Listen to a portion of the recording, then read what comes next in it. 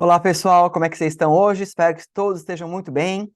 Espero que todos já estejam atualizados nas aulas, não é? A última aula nossa, na verdade, foi uma aula de perguntas e respostas, né, referente ao capítulo 1 até o capítulo 6 do livro de Atos. Ali tivemos perguntas bem interessantes, né, que foram respondidas ali, e teremos um outro, quem sabe, né, de perguntas e respostas, mais ou menos ali depois de Atos capítulo 12. Agora, contudo, nós vamos entrar em Atos capítulo 10 hoje. Antes de entrar no capítulo 10, vamos lembrar um pouquinho do capítulo 9.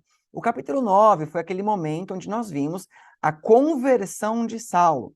Saulo ali, ele teve uma conversão, ele tinha ali cartas do sumo sacerdote para ir para Damasco, para prender os discípulos, né? Nós vemos nos capítulos anteriores, capítulo 8, por exemplo, que Saulo ele estava buscando, né, prender os discípulos, prender todos aqueles que professavam a fé cristã baseada em Cristo, não é? E ele estava nessa busca porque ele entendia que aquilo era uma seita, mas no capítulo anterior, né, no capítulo 9, nós vimos ali então que Saulo teve um encontro ali com Cristo e ali então ele se converteu e rapidamente ele começou a pregar o evangelho, não é? Mas ele estava sendo procurado para ser morto, né?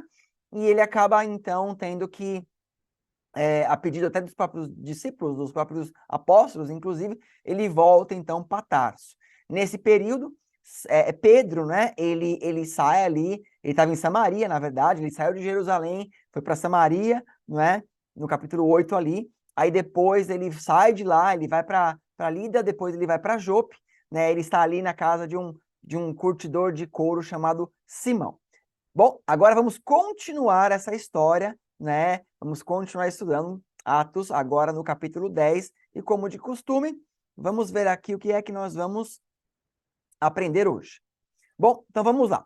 Nesse capítulo, nós vamos estudar o capítulo, nós vamos ter uma rápida explicação do que é um centurião romano, tá? Porque nós vamos falar de centurião aqui um pouquinho, vou explicar rapidamente o que é isso.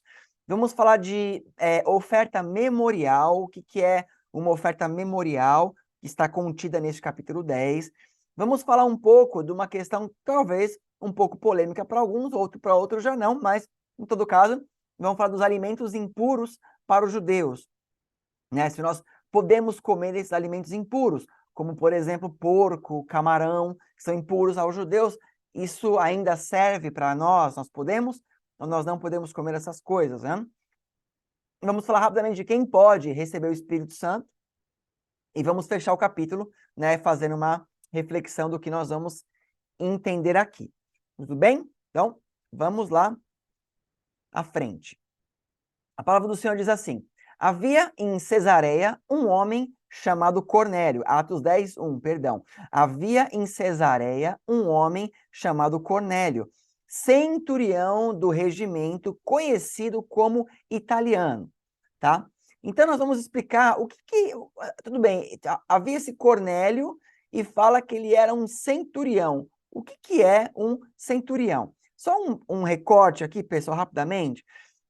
Talvez, quando você assiste as aulas pelo celular, os versículos bíblicos, por mais que eu tento aumentar aqui, né, eu tento, da melhor maneira, aproveitar o slide, mas às vezes ele pode ser que fique pequeno no seu celular, né? Por isso que é importante, às vezes, depois você reassistir a aula, se você está realmente estudando com a Bíblia aberta, né, um papel, caneta, anotar, e aí você pode conferir aqui, tá bom? Mas, voltando, o que era um centurião, né, aqui falando. Então, aqui tem uma imagem, tá, de um centurião aqui, né, com as suas vestes e tudo mais, e vamos dar uma explicada. Deixa eu minimizar aqui a minha tela aqui. Olha só, um centurião, deixa eu ler exatamente aqui, tá bom? O centurião na hierarquia militar romana era o sexto da cadeia do comando numa legião. Era o oficial responsável por comandar uma centúria, dando ordens que deveriam ser prontamente obedecidas pelos homens que liderava, inclusive na rápida execução de uma qualquer formação militar, e encarregava-se da disciplina e instrução da legião. Agora, o que é uma centúria, né? Porque fala que ele era, né, o sexto na cadeia, né, numa legião, e ele comandava uma centúria, tá? Então, uma centúria, ela era uma unidade de infantaria do exército romano que constituía nas cortes romanas, que continha 80 legionários, correspondente a 10 contubérnios, a unidade mínima do exército romano, constando de 8 soldados a 10, tá? Então, na verdade, um centurião, ele tinha, né, aqui nesse texto que eu estou explicando, mostrando para vocês, fala que ele tinha 80 legionários, mas uma centúria poderia ter até 100 pessoas. Então, o centurião, ele era um comandante de 100. Aqui fala que ele é o sexto da hierarquia, né? Então, né, você vê aqui, né, o general, o legado, enfim, e aqui está embaixo o centurião, tá bom, pessoal? Então, Cornélios, ele era, na verdade, um homem que tinha uma patente de boa vista, né, de maneira de boa visão, né, por assim dizer, pelos romanos. Então ele tinha uma patente, ele era alguém importante ali para os romanos, tá? Então esse homem era Cornélio. Agora, continuando aqui, vamos minimizar aqui, ó. Ele e toda a sua família eram piedosos e tementes a Deus, dava muitas esmolas ao povo e orava continuamente a Deus. Certo dia, por volta das 3 horas da tarde, ele teve uma visão, viu claramente um anjo de Deus que se aproximava dele e dizia: Cornélio. Atemorizado, Cornélio olhou para ele e perguntou: Que é, Senhor? O anjo respondeu: Suas orações e esmolas subiram como oferta memorial diante de Deus, né? Subiu como oferta memorial diante de Deus. Bom, vamos abrir aqui de novo. Agora, curioso, né? Esse texto fala que ele estava orando por volta das 3 horas da tarde. Você vê, né? Essas 3 horas da tarde aqui, ela apareceu, né, algumas vezes já no decorrer do nosso estudo do livro de Atos, né? Pedro e João, eles curam ali, né, o homem ali enfermo, né, com paralisia, né, nas pernas, e eles curam ele, né, exatamente esse horário, né? Nós vemos que Jesus Cristo, ele morre ali às 3 horas da tarde, né? Esse número, ele acaba aparecendo mais uma vez, tá? Mas uma coisa chama a nossa atenção aqui, pessoal, que é: suas orações e esmolas subiram como uma oferta memorial diante de Deus. Oferta memorial, né? Então, o que é uma oferta memorial? Por que as orações e as esmolas deste homem Cornélio chegaram até Deus de uma maneira que foi mencionada aqui, que um anjo foi enviado ali, né, por Deus para falar com Cornélio, dizendo: olha, Cornélio, Deus viu as suas orações e as suas esmolas a ponto de chegar a Deus como um memorial. Então a pergunta é: o que é essa oferta memorial aqui? Então vamos lá. É uma oferta que sai do comum, o que é o extra, que é o feito não apenas por pedido, mas é feito por uma consciência de amor. Então, vamos voltar aqui na minha tela. Então, o que é uma oferta memorial, pessoal? Uma oferta memorial, ela é aquela disposição, aquela entrega, né? Porque a oferta, ela é uma entrega voluntária. Ela me entrega de coração, tá certo? Então, a oferta memorial é aquela oferta que você se dispõe a fazer além do normal.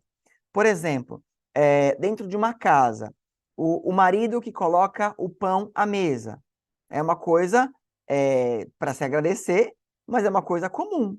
A esposa que faz o almoço é para agradecer, mas é algo comum, entendeu? Então, um filho que vai bem nas aulas na escola é para agradecer, mas é algo comum. Então, as coisas comuns, elas são ofertas comuns. O que é memorial é aquilo que ultrapassa do comum, é aquilo que é grande, é aquilo que é macro, é aquilo que é diferente, que não era comum de ser feito, entendeu? Então, todas as vezes que alguém faz alguma coisa além do esperado para Deus, de uma forma voluntária, então isso chega ao Senhor como uma oferta memorial.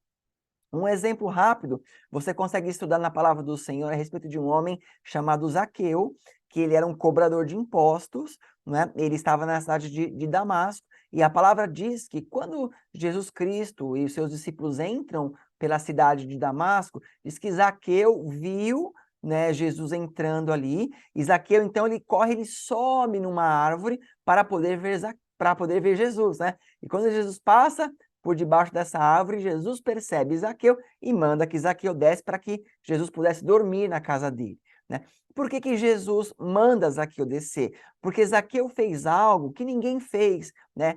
Não foi o fato de subir na árvore, talvez todos poderiam subir na árvore. A questão é que a intenção de Zaqueu em subir na árvore era porque ele queria ver Jesus, né? Ele fez algo diferente.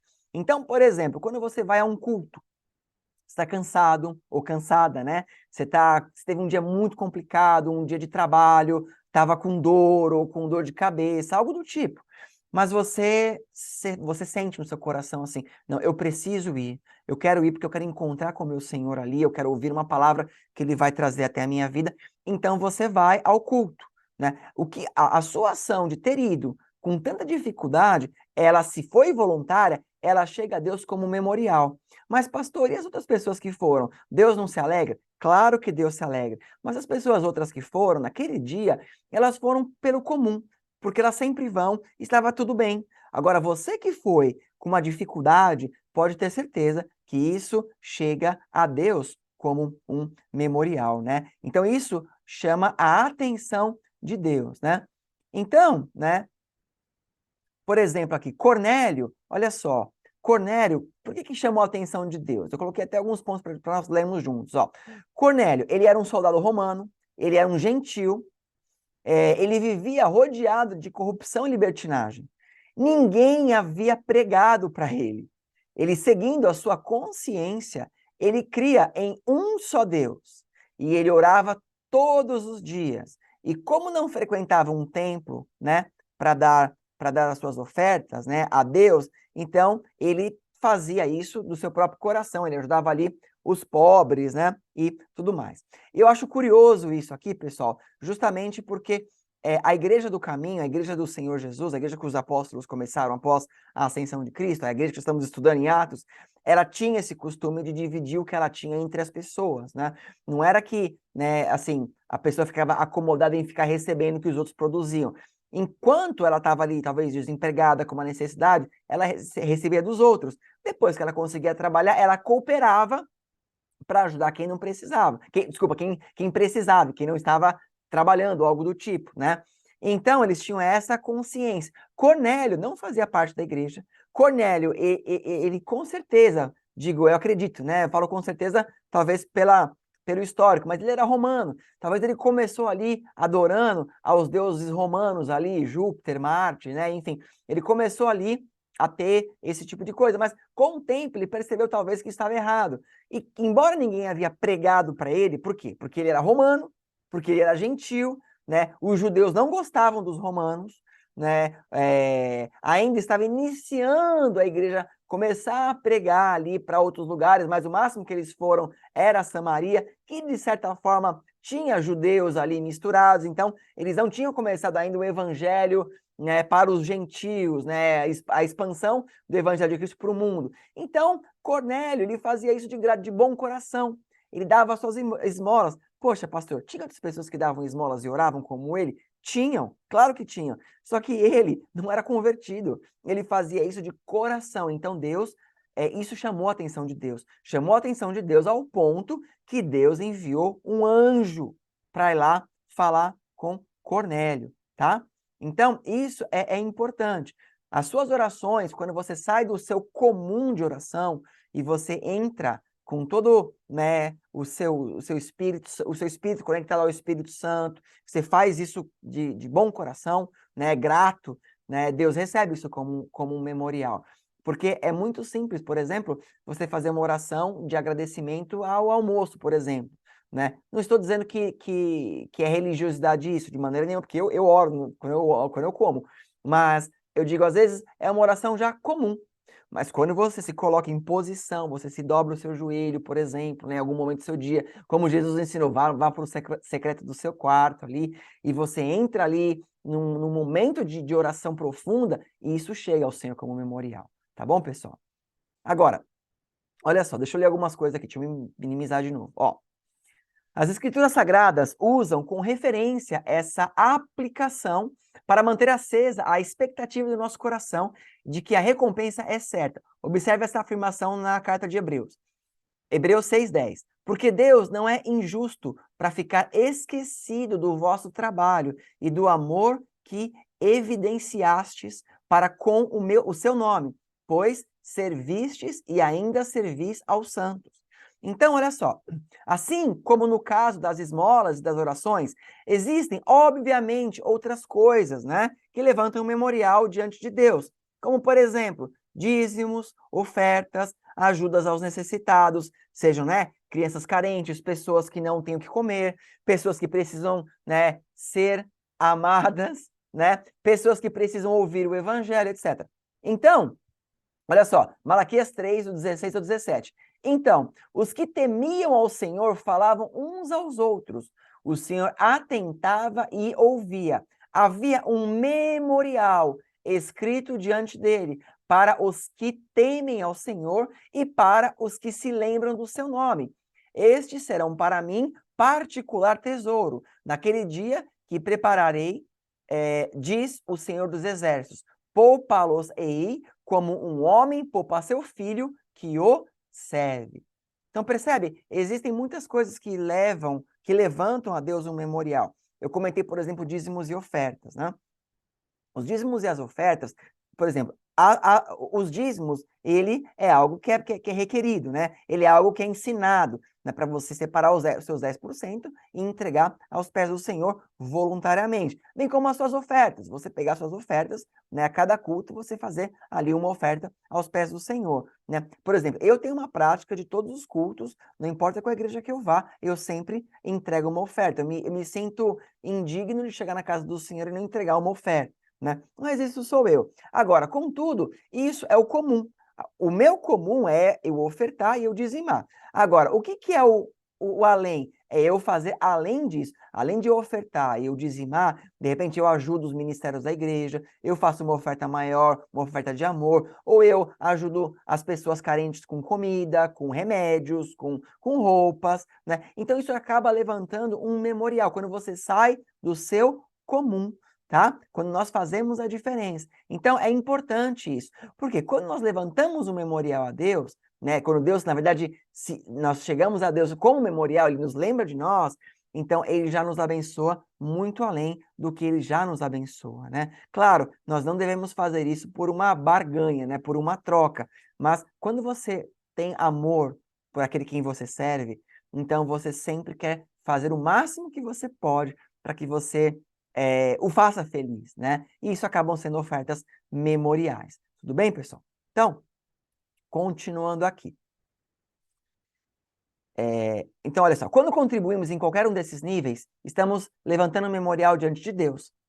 Com esta linguagem figurada, a Bíblia está declarando que o Senhor se lembrará de nós para nos abençoar. A contribuição é um ato espiritual seguido de bênçãos, né? Então, aqui, só um textozinho aqui, ó. Salmo 115, do 12 ao 13, ó. O Senhor lembra-se de nós e nos abençoará. Abençoará os israelitas, abençoará os sacerdotes, abençoará os que temem o Senhor, do menor ao maior. Amém? Do menor ao maior. Então, todos aqueles que fazem ofertas memoriais ao Senhor, tá? Eles são lembrados. Então, fica aqui para você. Às vezes, deixa eu até voltar aqui, deixa eu cortar essa tela para deixar uma reflexão só dessa questão memorial. Então, o que eu quero que você pense só nesse detalhe por enquanto? É que o que você tem feito hoje? Ele se tornou comum ou ele é além do comum? Se para você já é comum pregar o evangelho para as pessoas, amém. Então você tem que fazer com que isso vire um memorial. Como? Pregue para mais pessoas. Faça a diferença. Se é comum para você orar, sei lá, 30 minutos no seu dia, um exemplo, de repente, então passe a orar 40, passe a orar 45, entende? Comece a fazer a diferença. Ore com outras pessoas, né? Convide as pessoas para a igreja. Faça com que o seu ministério não seja apenas de frequentar o seu culto, seja o dia da semana que você frequenta, mas que você possa fazer a diferença onde você for atuar com o seu ministério. Amém? Então, continuando aqui a nossa lida. Olha só. Agora, então, Atos 10, do 5 ao 8. O anjo apareceu para Cornélio, lembra, e falou: as suas ofertas e esmolas chegaram a Deus como um memorial. Agora vem aqui. Verso 5. Agora, mande alguns homens a Jope para trazerem um certo Simão, também conhecido como Pedro. Lembra que no último capítulo, capítulo 9, Pedro está hospedado na casa, né, de um homem chamado Simão, o curtidor, né, e era em Jope? Aí o anjo está dizendo, vai lá para Jope e você vai mandar chamar Pedro, que está hospedado na casa de Simão, o curtidor de couro, que fica perto do mar. Depois que o anjo que lhe falou se foi, Cornélio chamou 2 dos seus servos e um soldado piedoso dentre os seus auxiliares, e contando-lhes tudo o que havia acontecido, enviou-os a Jope, né? Então, o anjo vem, abrir de novo aqui rapidinho, o anjo vem, diz para Cornélio que a atitude dele chamou a atenção de Deus, e depois o mesmo anjo manda que ele chame Pedro. E por quê? Por que era necessário, né, que Pedro fosse chamado? O anjo apareceu aqui, né, para Cornélio, e por que agora Pedro precisava ser chamado? Bom, por quê? Como Cornélio ele era romano, então ele ainda não conhecia Cristo, ele não tinha do Espírito Santo, ele estava fazendo isso de todo o seu coração, né, da maneira que ele encontrava para adorar a Deus. Isso chamou a atenção de Deus ao ponto que Deus disse assim: este homem, ele precisa ser batizado, ele precisa do Espírito Santo, e antes de ser batizado do Espírito Santo, ele precisa conhecer quem é Jesus. Ele precisa saber quem é meu filho. Por quê? Né? Somente aquele que crê ao nome de Jesus, né, será salvo, né? Aquele que vê a Jesus vê o Pai, né? Jesus é o caminho, a verdade e a vida. Ninguém vem ao Pai senão por Jesus Cristo. Então, Deus, ele não foge à sua regra. Ele não ia dar ali né, olha, Cornélio, obrigado, você agora está salvo. Não. Cornélio também tem que seguir o que tem que ser seguido. Agora, como que alguém vai se converter se não tem aquele que prega, né? Então, por isso que Deus fala, vai lá chamar Pedro, né? Agora, continuando aqui. Vamos lá. Deixa eu minimizar de novo. No dia seguinte, por volta do meio-dia, enquanto eles viajavam e se aproximavam da cidade, Pedro subiu ao terraço para orar, né? Pedro estava ali na casa, né, de Simão Curtidor, e aí, né, ele vai subir, né, no terraço. Se você for olhar em alguma das aulas de Atos, eu acho ali que deve ter sido em Atos 2, talvez, né, se eu não me engano, eu coloquei algumas imagens de casas antigas. Você vai ver que algumas casas tinham, né, esse acesso rápido ao terraço ali, tá? Vocês voltam lá e dá uma olhadinha na aula, se você não assistiu. Então, Pedro sobe para orar. Tendo fome, queria comer. Enquanto a refeição estava sendo preparada, ele caiu em êxtase. Ele viu o céu aberto e algo semelhante a um grande lençol que descia à terra, preso pelas 4 pontas, contendo toda espécie de quadrúpedes, bem como de répteis da terra e aves dos céus. Então uma voz lhe disse: levante-se, Pedro, mate e coma. Mas Pedro respondeu: de modo nenhum, Senhor, jamais comi algo impuro ou imundo. Jamais comi algo impuro ou imundo. Até gravei aqui porque nós vamos discutir esse respeito. A voz lhe falou segunda vez: não chame impuro ao que Deus purificou. E isso aconteceu 3 vezes, e em seguida o lençol foi recolhido, tá? Então, deixa eu pôr essa imagem aqui. Essa imagem, pessoal, é uma imagem apenas ilustrativa, tá bom? Né? Mostrando aqui Pedro vendo um lençol que era segurado, né? E tinha vários animais aqui que não poderiam ser comidos, vai? Eles chamavam-se de animais impuros, tá? E Deus mostra isso para Pedro. E Deus ele fala assim para Pedro: Pedro, vai e come. Você não está com fome? Vai e come. E Pedro, ele achou que era, de repente, um teste. Ele falou assim: não, Senhor, jamais eu comi nada impuro ou imundo, eu não vou comer. Aí Deus ele fala assim: come, porque aquilo que eu estou santificando não é mais impuro. Aí, e de novo, oferece Pedro, né? Por 3 vezes que Deus ali fala com ele, Pedro acaba não comendo, né? Então, isso acaba nos levando a uma, né? Isso acaba nos levando a uma pergunta: animais impuros ou animais imundos, né? Porque vimos aqui, jamais comi algo impuro ou imundo. Tá. Então, mas o que são esses animais imundos ou animais impuros aqui que estão sendo falados, né? Quando nós lemos Levíticos 11 e Deuteronômio 14, ali Deus, ele vai dar uma direção, né, para os israelitas, né, a fim do que eles poderiam comer ou não comer, né, em referente a seres viventes, por assim dizer, né? Dentre estes seres viventes, ele classifica alguns ali, né, como impuros, ou imundos, coisas que eles não deveriam comer. Não tem como, pessoal, eu ler tudo o que está ali em Levítico 11, em Deuteronômio 14 com vocês, porque essa aula ia ficar bem enfadonha e ia acabar perdendo o foco dela. Mas eu achei por interessante trazer algumas coisas, pelo menos para dar uma elucidada, uma informação, né, para aqueles que não conhecem isso. Então, eu trouxe alguns versos que eu vou ler. Ele vai ficar pequeno aqui, pessoal, porque eu quis aproveitar o slide, mas só para a gente acompanhar algumas coisas. Ó, por exemplo, Levítico 11, do 1 ao 8, diz assim: falou o Senhor a Moisés e Arão, dizendo-lhe: dizei aos filhos de Israel, são estes os animais que comerei de todos os quadrúpedes que há na terra.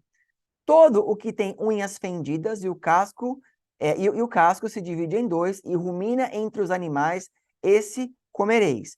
Destes, porém, não comereis, dos que ruminam ou dos que têm unhas fendidas. O camelo que rumina, mas não tem unhas fendidas, este vos será imundo. O arganaz, porque rumina, mas não tem as unhas fendidas, entre vós será imundo. A lebre, porque rumina, mas não tem unhas fendidas. Essa vos será imunda. Também o porco, né? Porque tem unhas fendidas e o casco dividido, mas não rumina. Este vos será imundo. Da sua carne não comereis, nem tocareis no seu cadáver, estes vos serão imundos. Ó, Levíticos 9, do 10. De todos os animais que há nas águas, comereis os seguintes: todos os que têm barbatanas e escamas nos mares e nos rios, estes comereis. Porém, todo o que não tem barbatanas e nem escamas nos mares e nos rios, todos os que enxameiam as águas e todo ser vivente que há nas águas, estes serão para vós outros abominação. Levítico 11, do 13 ao 15. Das aves, estas abominareis. Não se comerão, serão a abominação. A águia, quer dizer, não pode comer águia, pessoal. O quebrantoso e a águia marinha, o milhano e o falcão, segundo a sua espécie. Todo corvo, segundo a sua espécie, né? Mas, Levítico 11, do 21 ao 23, diz assim: mas de todo inseto que voa e que anda sobre os 4 pés, cujas pernas traseiras são mais compridas para saltar com elas sobre a terra, estes comereis. Deles comereis estes: a lacusta, segundo a sua espécie, o gafanhoto devorador, segundo a sua espécie, o grilo, segundo a sua espécie, e o gafanhoto, segundo a sua espécie. Mas todos os outros insetos, né, não comerão. Enfim, então, nós estamos vendo aqui rapidamente, pessoal, algumas direções. Mas para facilitar, olha só, então aqui eu coloquei 2 imagens aqui, né? Vou falar bom, deixa eu minimizar aqui, senão você não consegue ver a outra, né? Mas coloquei duas imagens aqui, pessoal, falando basicamente aqui do que é limpo e do que não é limpo, né? Então, por exemplo, você pode comer boi, né? Alguns tipos de gafanhoto, né? João Batista comia isso, né? O veado, né? Alguns tipos de os peixes, né? Tem uma discussão entre o atum, se pode ou não pode, mas enfim, as aves, né? Então, por exemplo, pato, galinha, né? Enfim, né? Agora, o que você não pode comer? Você não pode comer camelo, não pode comer coelho, não pode comer lagosta, não pode comer sapo, né? Não pode comer rato, não pode comer coruja, não pode comer porco, né? Não pode comer cobra, não pode comer tartaruga, não pode comer morcego, né? Então, todos esses animais, pessoal, eles eram proibidos, né? Eles não poderiam ser comidos. Aí vem a pergunta: ah, pastor, por que Deus proibiu comer certos animais? Bom, eu deixei a resposta aqui para você ler.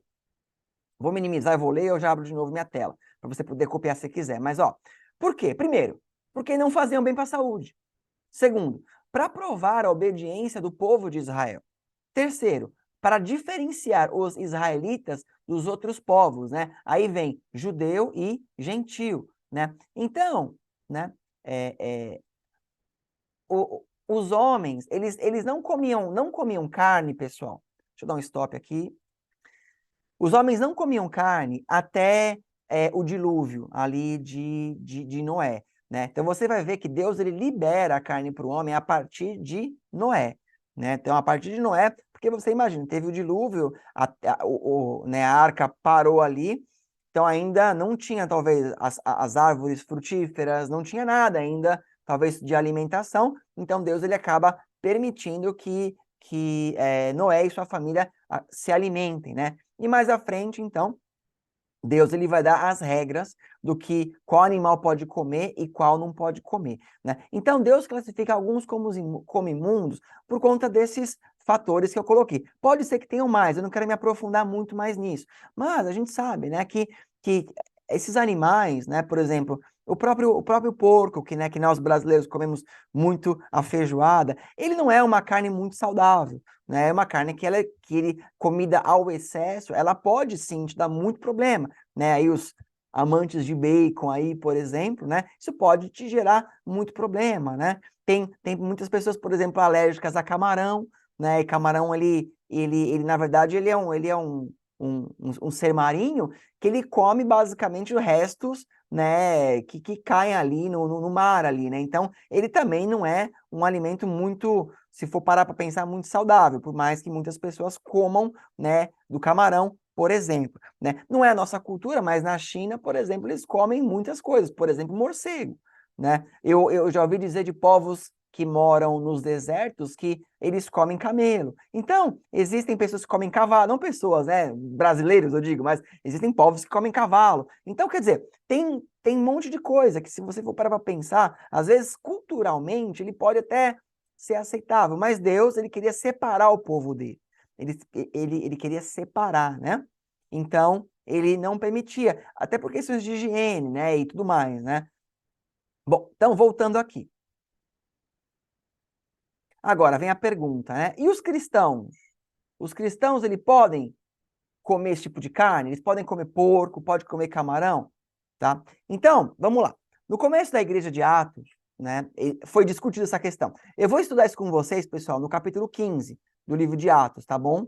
Que vai ter essa discussão que eu vou narrar, que eu vou falar rapidamente aqui, só en passant, tá? Então, no começo da igreja foi discutida essa questão ali em Atos 15, né? Se a dieta levítica, ela tinha que ser incluída também para os cristãos, né? Porém, ali, num consenso entre os apóstolos, foi dito que não iria ser colocado essa dieta para os cristãos. Então, né, na verdade, os gentios convertidos não teriam nenhum fardo maior do que estas coisas necessárias. Eles tinham que se abstenham das carnes oferecidas aos ídolos, então não poderia comer nada que tivesse sido consagrado a um ídolo, a um demônio, a Baal, ou comida, né, consagrada a santos ou algo do tipo, né? Não poderiam consumir sangue, tá? De coisas estranguladas e de fornicação, né? Então, mas eu vou estudar isso com vocês mais à frente. Mas, então, quer dizer, os cristãos podem comer porco, podem comer camarão? Pode, né? Não é proibido biblicamente, no meu consentimento, no consentimento que os apóstolos tiveram aqui, não é proibido. Mas eu quero dar alguns pontos bíblicos por que eu estou dizendo isso, além de Atos 15. Qual foi a base que os apóstolos usaram? Né? Porque eles eram judeus, eles seguiam a dieta levítica. Mas por que eles permitiram que os cristãos comessem esse tipo de coisa? Olha só, em Marcos, no capítulo 7, Jesus Cristo diz o seguinte: os fariseus e alguns dos mestres da lei, vindos de Jerusalém, reuniram-se a Jesus e viram alguns dos seus discípulos comerem com as mãos impuras, isto é, por lavar. Os discípulos estavam comendo com as mãos sujas ali, pessoal. Os fariseus e todos os judeus não comem sem lavar as mãos cerimonialmente, apegando-se, assim, à tradição de líderes religiosos. Então, tem um certo ritual ao lavar as mãos ali, mais ou menos o que está dizendo, algo religioso, né? Quando chegam da rua, não comem sem antes se lavarem e observam muitas outras tradições, tais como o lavar de copos, jarros, vasilhas de metal.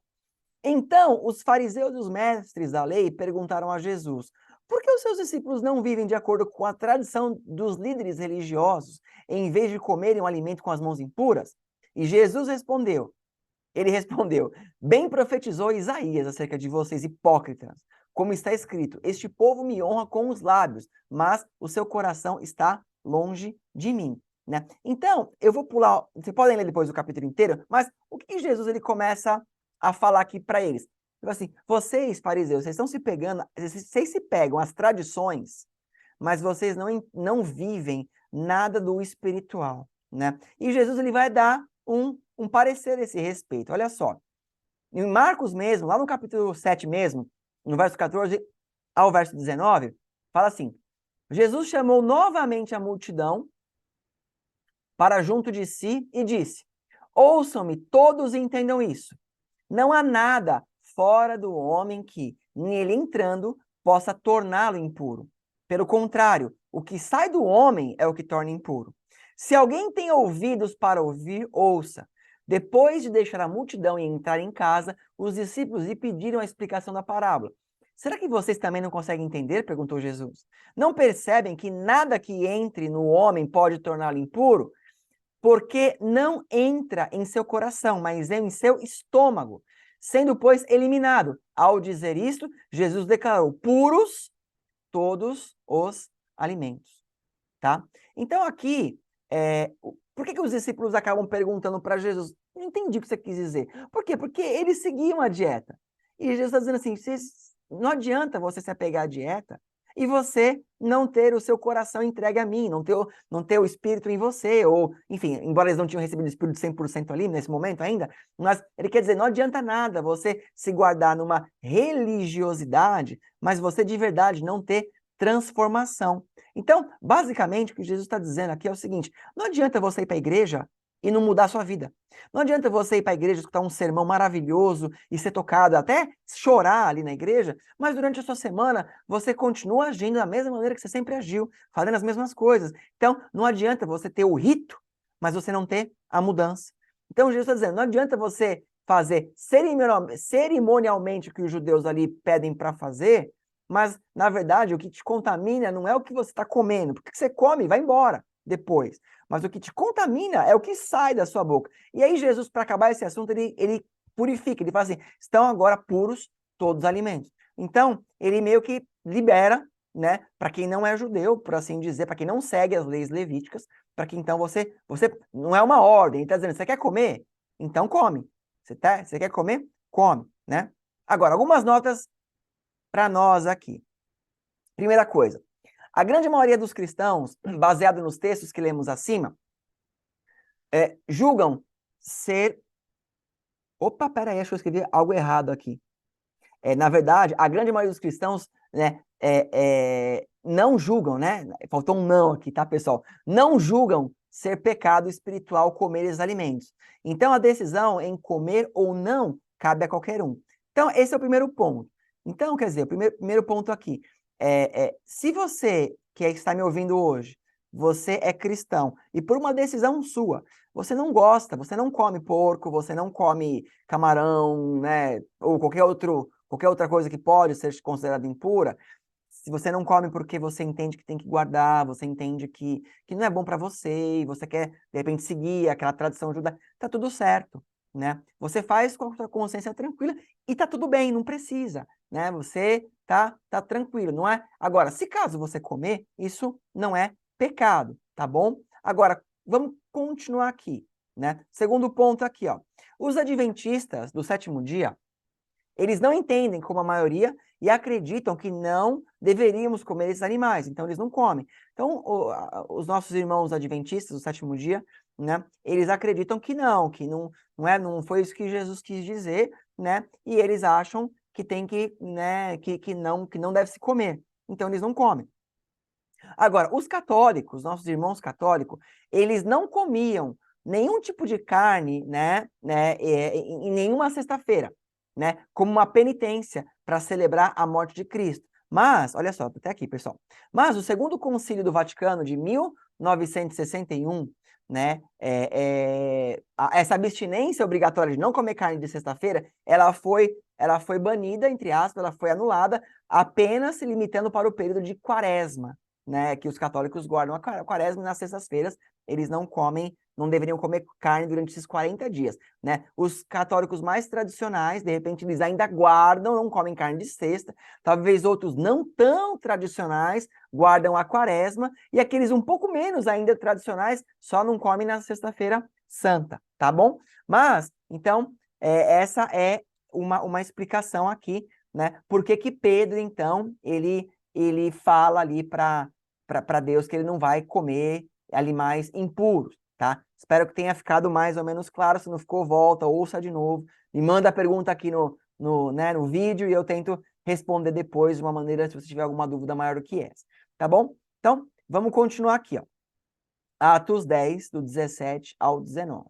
Só lembrando, pessoal, antes de continuar, lembra, o anjo apareceu aqui para Cornélio e mandou Cornélio enviar pessoas para chamar Pedro. Enquanto as pessoas estão indo chamar Pedro, ao mesmo tempo, Deus está dando essa visão para Pedro dos animais impuros e tudo mais, que Pedro ali até então não tinha muito bem sacado, entendido ali qual é que era. Mas continuando aqui, ó, Atos 10, do 19 ao 29 agora. Do 17 ao 29 agora, diz assim: enquanto Pedro estava refletindo no significado da visão, os homens enviados por Cornélio descobriram onde era a casa de Simão e chegaram à porta.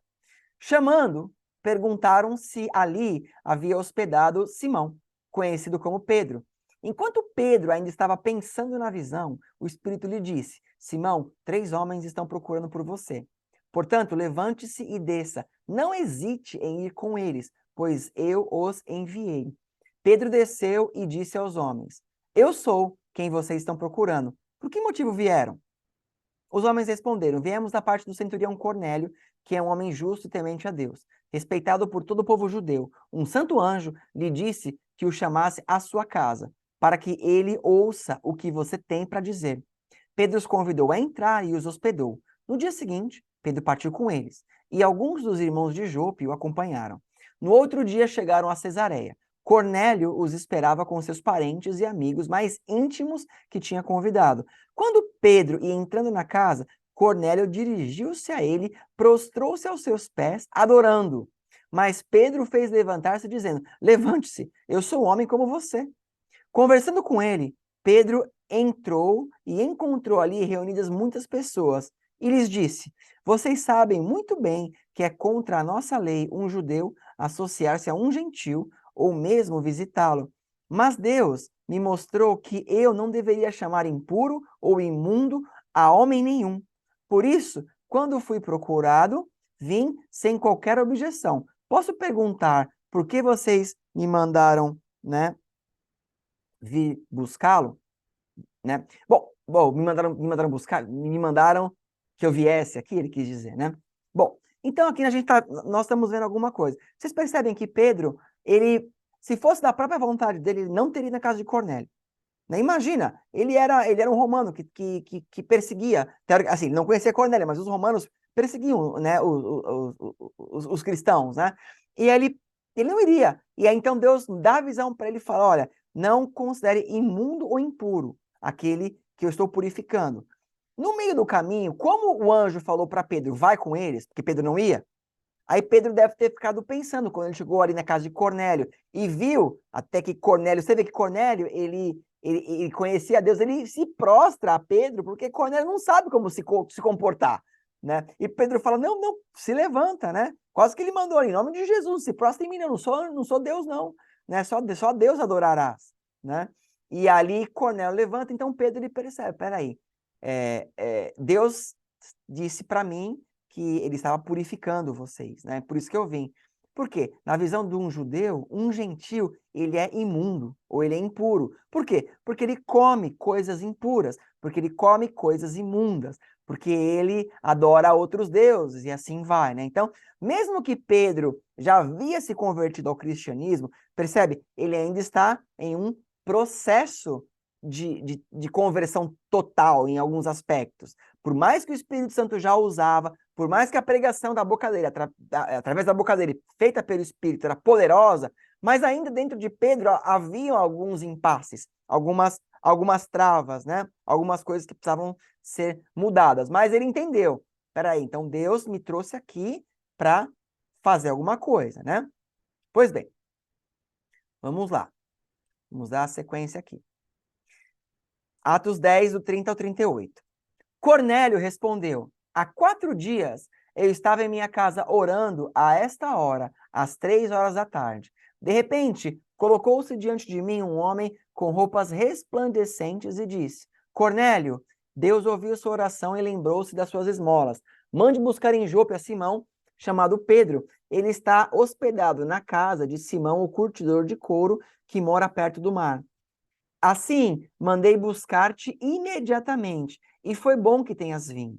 Agora estamos todos aqui na presença de Deus para ouvir tudo o que o Senhor te mandou dizer-nos. Então Pedro começou a falar. Agora percebo verdadeiramente, que Deus não trata pessoas com parcialidade, mas de todas as nações aceita todo aquele que o teme e que faz o que é justo. Vocês conhecem a mensagem enviada por Deus ao povo de Israel, que fala das boas novas de paz por meio de Jesus Cristo, o Senhor de todos. Sabem o que aconteceu em toda a Judéia, começando na Galileia, depois do batismo que João pregou, como Deus ungiu a Jesus de Nazaré com o Espírito Santo e poder, e como ele andou por toda parte fazendo bem, curando a todos os oprimidos pelo diabo, porque Deus estava ali com ele, né? Então aqui, pessoal, deixa eu parar de novo. Pedro aqui, na hora que ele viu que Cornélio estava com o coração aberto, aí ele fala essa frase, né? Agora percebo verdadeiramente que Deus não trata as pessoas com parcialidade, mas de todas as nações aceita todo aquele que o teme e faz o que é justo. Então Pedro ali tirou uma escama do orgulho, falou assim, pera ali, a salvação de fato não é só para os judeus ou para os meios-judeus.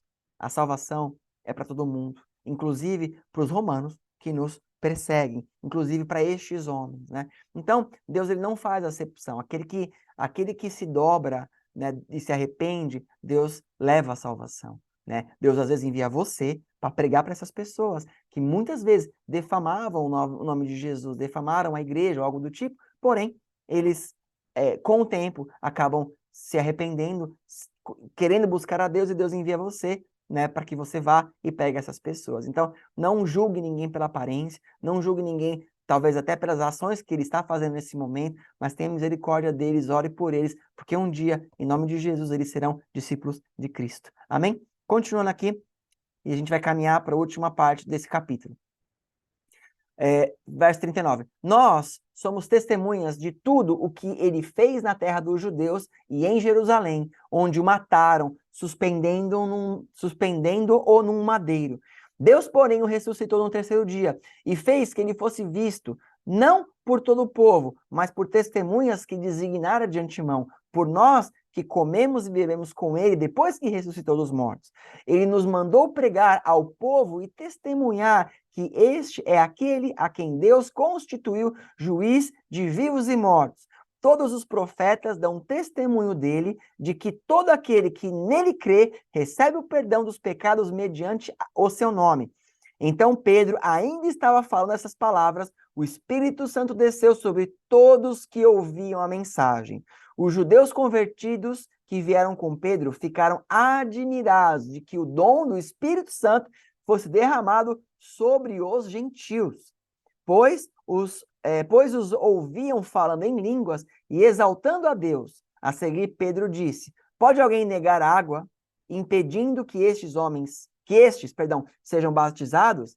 Eles receberam o Espírito Santo como nós. Então, ordenou que fossem batizados em nome de Jesus Cristo, pois pediram a Pedro que ficasse com ele, e depois pediram a Pedro que ficasse com eles alguns dias. Amém? Então aqui, percebe, eles estavam com o coração aberto. Qual foi a sequência aqui? Pedro começou a falar: vocês ouviram de Jesus Cristo, que foi pendurado no madeiro e tal? Deixa eu contar para vocês algo aqui. E Pedro começa a pregar a respeito de Cristo para eles, dizendo que Cristo é o Messias, que Cristo é o Filho de Deus, que veio resgatá-los, que ressuscitou ao terceiro dia, né? Que voltará. E Pedro começa a fazer aquela pregação que ele já tinha feito para muitas pessoas. Porém, era a primeira vez aqui que Pedro está fazendo essa pregação para quem não era judeu, ou para quem não era meio judeu, algo do tipo. Ele está fazendo a pregação agora aqui, né, de uma maneira diferente. Coisa, né, que vocês vão lembrar aqui, que Filipe fez, né, lá em Atos 8, ali para aquele etíope, né? Mas o etíope, ele era convertido ao judaísmo, mas agora estamos vendo uma pessoa que é Cornélio e toda a sua casa, né? Quando fala a sua casa, não está falando ali, de repente, só a esposa, os filhos, né? De repente tem pessoas que faziam parte da centúria dele, talvez tinha pessoas ali que trabalhavam para ele, eram pessoas que ele tinha confiança, né? E estavam ali. E Pedro começa a pregar, e quando Pedro começa a pregar, aquelas pessoas começam a sentir algo, começam a se quebrantar. E aí o que acontece? O Espírito Santo desce pela palavra que Pedro pregava, não por Pedro em si, mas pelo poder e autoridade da palavra. O Espírito Santo acaba descendo ali, e essas pessoas acabam falando em outras línguas, e ali eles começam a receber o Espírito Santo. E aí vocês percebem que na sequência, né, Pedro pergunta assim: olha, o que impede esses homens de serem batizados? Eles já aceitaram a Jesus Cristo, né? Eles já têm o Espírito Santo, vamos batizá-los. E ali Pedro então batiza esses homens, essas pessoas, né? Não são homens, né, mas essas pessoas que estavam ali, né, pessoal? E com isso, galera, a gente acaba chegando aqui no nosso fechamento da nossa aula, tá bom? Então, quando nós chegamos aqui neste momento, né, do nosso fechamento, nós entendemos então nessa aula algumas coisas importantes, né? Nós percebemos que as nossas atitudes, elas não ficam esquecidas por Deus. Quando você faz algo além do seu normal, para estar com Deus, para se sentar à mesa com Ele, para conhecê-lo, né, para ouvir a palavra dele, quando você sai do seu comum e faz isso, Deus, ele recebe isso nos céus como um memorial e você é lembrado, não é? É lembrado, e como assim eu sou lembrado, pastor? Você é lembrado talvez de vários aspectos, você é lembrado que Deus cuida dos seus filhos, Deus cuida do seu cônjuge, Deus cuida da sua casa, Deus multiplica o seu conhecimento, te dá mais sede para você querer aprender, dali um pouco você tem mais entendimento espiritual, discernimento de espíritos, e ali Deus começa às vezes a derramar coisas por suas atitudes. Amém? Então, quando você abençoa os outros, automaticamente você é abençoado. E assim, Cornélio chamou a atenção de Deus até o ponto que, por conta dessa atitude de Cornélio, né, ali vai começar um novo momento na igreja, onde eles entenderam que o Espírito Santo não era só do judaísmo, do judeu que se converteu para o cristianismo, mas o Espírito Santo era para todas as pessoas ali, né? Todas que se quebrantassem a Cristo, todos aqueles que buscassem a Deus e o aceitassem a Jesus como seu único Senhor e Salvador. Então, todos ali poderiam receber do Espírito Santo. E neste caso, quando Pedro está pregando, eles acabam ali recebendo o Espírito Santo, e um dos sinais do Espírito Santo é o falar em outras línguas, né? Em línguas dos anjos ou línguas diferentes, mas esses não são só os únicos sinais do Espírito, né? Tem muitos outros sinais do Espírito Santo, né? Pessoas que começam a chorar muito, né? Em alegria, pessoas que ficam eufóricas, felizes, outras que caem no chão, né? Porque não conseguem se ficar de pé né? Por aquela presença, e vários outros aspectos, né? E ali eles acabam recebendo o Espírito Santo. Amém, pessoal? Então aqui, nesse capítulo 10, estamos encerrando aqui este capítulo, amém? Espero que você tenha entendido, né? Reassista a aula, se você tiver alguma dúvida, mande perguntas aqui no grupo, né? No grupo, digo, nos comentários aqui do vídeo do YouTube, né? E eu sempre peço, pessoal, compartilhem o vídeo, né? Coloquem lá nas suas redes sociais, coloquem, né? Mandem para os seus amigos, porque esse estudo, ele é um estudo bem aprofundado, né? Eu digo com detalhes, né? Eu estou dividindo com vocês a maneira que eu estudo quando eu vou pregar à igreja, né? Então, você está vendo detalhes de coisas que às vezes passaria, talvez, desapercebido por pessoas que leem de uma maneira, né, apenas por ler, né? Ou, né, que não tem tempo. Então, divida com as pessoas, amém? Compartilhe. E não desista, né, de continuar acompanhando os vídeos aí. Eu tenho percebido que as visualizações de alguns vídeos caíram um pouco, porque algumas pessoas vão parando no meio do caminho. É igual uma aula na faculdade, uma turma de faculdade. Começa com 100, às vezes acaba com 20, né? Mas seja persistente, vá até o final. Faça desse estudo como um compromisso. Se você perceber, todas as segundas e quintas-feiras eu estou postando os vídeos aqui para vocês. Tá bom, pessoal? Uma vez dito isso, vamos fazer uma oração e vamos encerrar. Amém? Senhor, meu Deus e meu Pai, em nome de Jesus Cristo, nós te exaltamos e te agradecemos por esta aula. Muito obrigado por dividir este conhecimento conosco e registrar a respeito da vida deste homem Cornélio, que abriu a sua casa para Pedro, ouviu a palavra do Senhor Jesus Cristo, mesmo ele sendo talvez julgado pela sociedade, que ele não era digno de receber, né, a salvação, não era digno do teu Espírito, mas como ele se derramou o seu coração e se prostrou e se mostrou realmente fiel, né, ao Senhor, fazendo ofertas, né, e fazendo o seu melhor, levantando um memorial diante de Deus, o Senhor então mudou todo um contexto histórico ali e levou ali Pedro para que este homem pudesse receber do Espírito Santo. Senhor, que cada um de nós aqui, eu incluso, possamos viver e recebendo, sentindo a presença do teu Espírito. A igreja primitiva vivia seguindo o teu Espírito e recebendo a tua graça através do Espírito, que nós possamos ser da mesma maneira, Senhor, em nome de Jesus Cristo. Amém? Amém. Amém, queridos. Glórias a Deus. Deus abençoe. Fico muito feliz de estar com vocês mais uma vez aqui. E nós nos vemos em Atos, capítulo 11 agora, em nome de Jesus. Amém, queridos.